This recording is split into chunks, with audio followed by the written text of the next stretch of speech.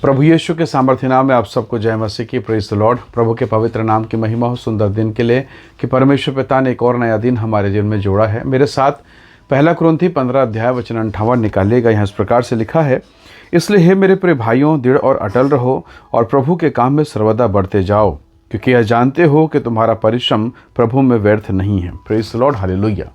परमेश्वर के लोगों, बाइबल का परमेश्वर हमें सिखाता है कि हम प्रतिदिन परमेश्वर के काम में बढ़ते रहें, और ये जो बढ़ना है वो निरंतर होना चाहिए, प्रतिदिन होना चाहिए, प्रतिक्षण होना चाहिए। ऐसा नहीं कि हम कुछ दिन तक प्रभु के साथ रहे और उसके बाद फिर हमारे हृदय में, हमारे आत्मिक जीवन में ठंडापन हो जाए। कई बार जब परमेश्वर मेरे जीवन में, आपके जीवन में चमत्कार करता है तो हमारा हृदय आनंद से भर जाता है, हम अति उत्साहित हो जाते हैं और अच्छे अच्छे गवाहियों को हम प्रभु की कलीसिया में प्रकट करते हैं, दोस्तों को, मित्रों को, सबको प्रभु के बारे में बताने की कोशिश करते हैं। पर जब जीवन में दुख हो, जब तकलीफ और पीड़ा और परेशानी हो, उस समय पर हमारा चेहरा थोड़ा सा डाउन हो जाता है, चेहरा उतर सा जाता है और लगता है कि प्रभु मैं तो आपके आज्ञा में हूँ, प्रभु मैं तो आपके साथ चलता हूँ, फिर मेरे जीवन में तकलीफ और पीड़ाएं क्यों।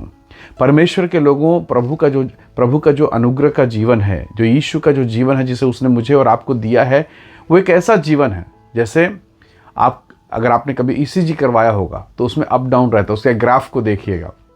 जीवन बिल्कुल वैसे ही है।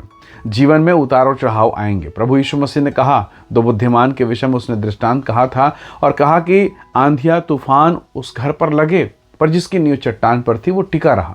यदि आपका नींव अगर यीशु मसीह है, आप टिके रहेंगे, आप विपत्ति के बीच में खड़े रहेंगे, स्थिर रहेंगे। हालेलुया। परमेश्वर आपके साथ रहेगा।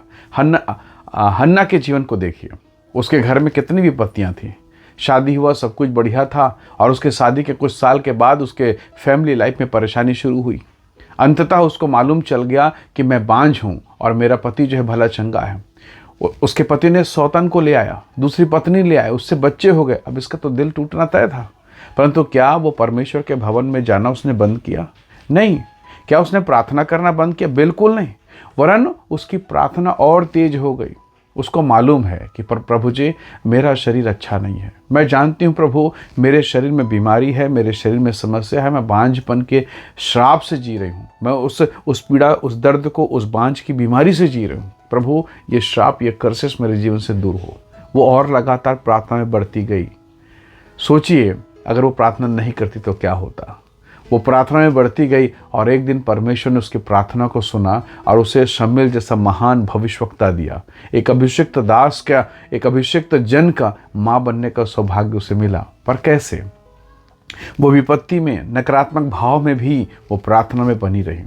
उसने अपने पाँव को पीछे नहीं लिया, उसने उपवास को बंद नहीं किया। होता क्या है मेरे और आपके साथ में, अगर आज मन खराब है तो शाम की प्रार्थना में हम नहीं बैठेंगे, सुबह की प्रार्थना में मन नहीं लग रहा है। क्यों? क्योंकि मन खराब है, सब कुछ ठीक नहीं चल रहा है।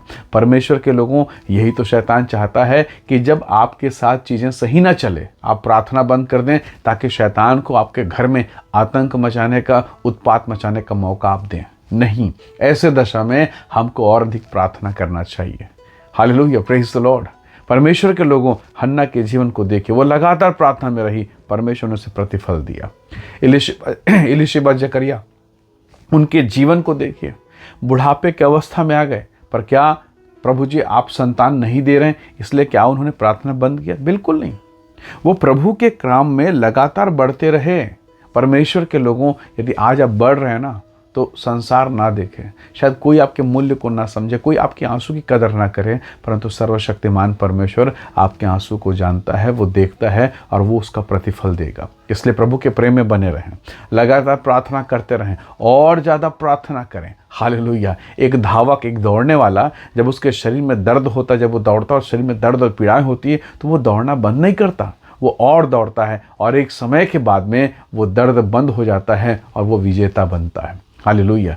जब मेडल और शील्ड मिलता है, लोग ताली बजाते हैं, पर उन दिनों को देखो जब वो गिरता था, बार बार गिरता था, उड़ता था, दौड़ता था, शरीर और मांसपेशी और मसल्स और हड्डी के दर्द को बर्दाश्त करता था, उसको कोई नहीं जानता। प्रभु के लोगों, आज आप परमेश्वर के साथ चल रहे हैं, आपकी कलीसिया, आप एक हो सकता है आप सेवक हों, बहुत प्रकार की पीड़ाओं से अगर गुजर रहे हैं, आपके दर्द को सर्वशक्तिमान जानता है, भले संसार ना जाने। आइए इस समय हम दुआ करें और प्रभु से सामर्थ्य और शक्ति मांगे कि परमेश्वर विपरीत दशा में अपने अपने काम में बढ़ने में हमारी सहायता करें। आइए दुआ करें। सर्वशक्तिमान परमेश्वर पिता, मैं अपने प्रिय भाई बहनों को, इन तमाम भाइयों और बहनों को जो इस समय इस वचन, इस वीडियो संदेश को देख रहे हैं, मैं आपके हाथों में सौंपता हूँ प्रभु। हर एक नकारात्मक, हर एक निराशा की बात इनके जीवन से दूर हो जाए और सब प्रकार के अंधकार की शक्ति, दुष्ट आत्मा के सामर्थ्य, रोग, बीमारी, हर एक श्राप, हर एक कर्ज, हर एक तकलीफें, हर एक बांझपन, नाना प्रकार के रोग प्रभु यीशु के नाम से दूर हों और ये महिमा से, ये आशीष से, ये सामर्थ्य से परिपूर्ण होने पाए।